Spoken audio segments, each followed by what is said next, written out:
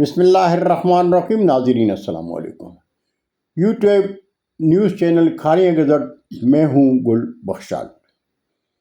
کھاریاں کے شب و روز. کھاریاں کے شب و روز میں آج کا کالم بعنوان سرکاری ہسپتالوں کی حالت زار. تحریر Muhammad Anwar Chauhan, chairman Kharian press club. ناظرین، محمد انور چوہان لکھتے ہیں، جو سہولیات مریضوں کو تحصیل ہیڈ کوارٹر ہسپتال کھاریاں، سول ہسپتال لالا موسیٰ اور ٹراما سنٹر لالا موسیٰ میں دستیاب ہیں، ان سے بہتر تو گلی محلے کا عطائی ڈاکٹر انتہائی کم پیسوں میں فراہم کر رہے ہیں. آرتھوپیڈک سرجن کی آسامی ہونے کے باوجود کبھی بھی عوام ان کی خدمات سے فیضیاب نہیں ہو سکی. اگر کبھی بھولے سے جز وقتی کوئی آرتھوپیڈک ڈاکٹر جوائن کر بھی لے تو وہ مریض کو چیک تو سرکاری ہسپتال میں کرتا ہے، مگر علاج کے لیے پرائیویٹ ہسپتال کا رخ کرنے کی تجویز دیتا ہے. ایکس رے اور الٹرا ساؤنڈ کے لیے سول ہسپتال میں ریڈیالوجسٹ موجود ہے، مگر اکثر غیر حاضر ہوتے ہیں. زیارت کرنی ہو تو قریبی ہسپتال میں جلوہ افروز ہوتے ہیں.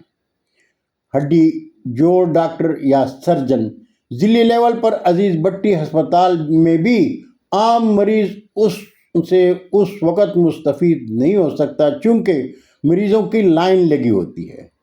3 ماہ کی تاریخ دے دی جاتی ہے. مجبوراً پرائیویٹ ہسپتال کا رخ کرنا پڑتا ہے.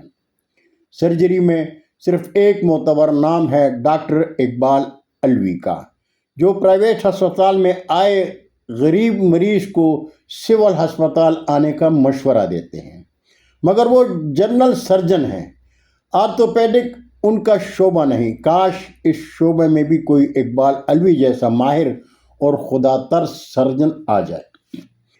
جہاں تک تعلق ہے خواتین ڈاکٹرز کا، خاص کر گائنی کے حوالے سے، وہ نام سول ہسپتال میں بناتی ہیں مگر کام پرائیویٹ ہسپتالوں میں کرتی ہیں. نارمل ڈیلیوری تو اب خواب بن کر رہ گئی ہے. زیادہ تر ڈیلیوری کے لیے آپریشن کا آپشن ہی استعمال کیا جاتا ہے، محض پیسے بٹورنے کے لیے. کچھ نیک دل اور خدا ترس ڈاکٹرز بھی ہیں، مگر ان کی تعداد بہت کم ہے. حمل کے بعد روٹین کے چیک اپ میں نارمل ڈیلیوری ہی عام طور بتائی جاتی ہے، مگر دردیں شروع ہونے کے بعد مریضہ کے لواحقین کو اچانک پیچیدگی کا بتا کر آپریشن تجویز کیا جاتا ہے. عین اس وقت جب کوئی چارہ نہیں ہوتا، لاچار حامی بھرنی پڑتی ہے. متوسط طبقہ تو کسی نہ کسی طور اخراجات برداشت کر لیتا ہے، مگر مزدور ٹائپ بندہ اپنے آپ کو بیچ کر اس مرحلے سے گزرتا ہے. سرکاری ہسپتالوں میں محض سر درد، زکام اور جسم درد کی ادویات میسر ہوتی ہیں. ان میں سے بھی بیشتر باہر سے خریدنی پڑتی ہیں. باقی رہی میڈیکل